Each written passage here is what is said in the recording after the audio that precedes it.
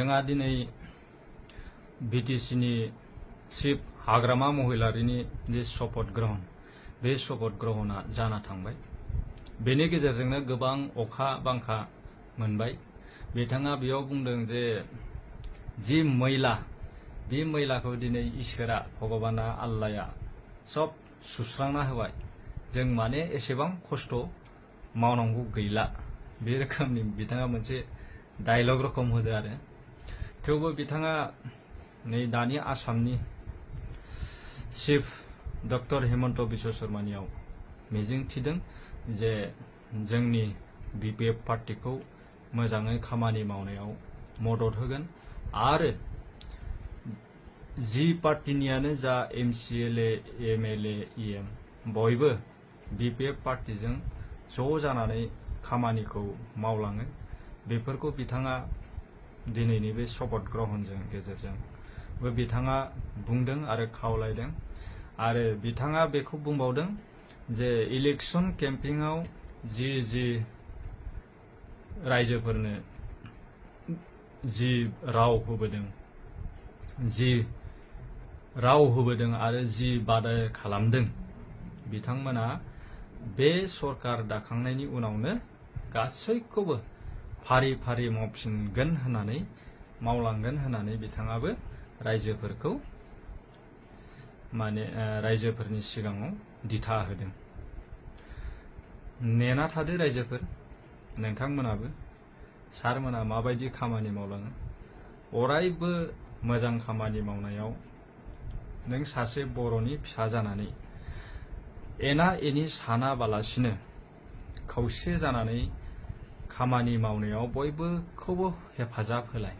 मानो होनब्ला पार्टिया सोलाय सोल'आ जाबायानो थाखायो। बेयाव जों रावबो रावजोंबो बया मोनलायनांगौ गैया। जों खालि मोनसेल' नोजोरजों नायनांगौ जे जों बयबो बर' फिसा आरो बर'नि जि बड'लेण्ड बे बड'लेण्डनि गेजेराव जोंनि चिफ बेफोरो जोंनि बर' फिसायानो थायोबा जोबोद मोजां जायो। बेनिखायनो अराय सम एना एनि बा नों आमुक पार्टी बेफोरबायदिखौ नेटनि गेजेरजों दा आपल'ड होलायबाय था। बेयाव नोंथांनि कन्टेन्ट मनेटाइजेशन थाखाय नोंथांमोना एफा एनै मुलाम्फा मोनगोन जानो हागौ, नाथाय खायसे सुबुंनि लाइफआ जोबोद बरबाद जालाङो। बेनिखायनो जोंनि जि फिसा फिसा जि इउटुबारानो जा फेसबुक क्रिएटरफोरानो जा बिथांमोननि बेफोरबायदि सिगाङाव जि गोरोन्थि जालांबाय बेफोरखौ दानि साननो गोरों बैसो जानायानो जा जोंबायदि बैसो जानाय बा मेलेमजिबि बिथांमोना बेफोरबायदि फेसबुकाव गाज्रि सोरनिबा नाम लानानै बेफोरबायदि भिडिअफोरखौ आपल'ड खालामबाय थानाङा। अराय सम सान्तियाव थानो नाजा, साननायखौ जेब्लायबो सोलायनो नाजा, आपडेट खालामनो नाजा। जेरै मबाइलनि सफ्टवेयारखौ आपडेट खालामबासो मबाइला मोजां जायो नङा होमबा, हेंनिफ्राय रैखा मोनो। बेफोरबायदिनो बे दिमागनि साननायखौबो एसे आपडेटआव थाबाय थानो सान। मालायनि मुं लानानै जे नेटआव बेफोरबायदि भिडिअ बानायबाय थानांगौ बेफोरो मोजां खामानि जाया। बेखायनो खावलायो बर' फिसाफोर बयखौबो जाहाथे अनलायनायनि गेजेरजों नै दिनैनि जे बिपिएफ पार्टिया दिनै सत बांसा लाबाय, समायखिरा लाबाय जे जों बे मासियाव जिरायनानै बर'फोरनि थाखाय बे बड'लेण्ड एरियानि थाखाय मोजां खामानि मावलांगोन होननानै बिथांमोना दिनै सत बांसा लाबाय।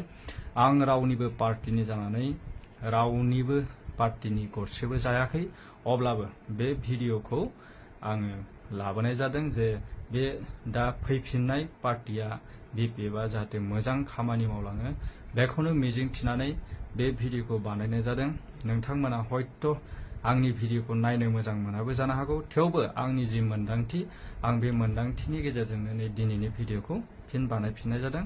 गोरोन्थि जायोब्ला निमाहा बिखानाय जाबाय। जय बर' फिसाफोरनि, जय बर' हारिनि।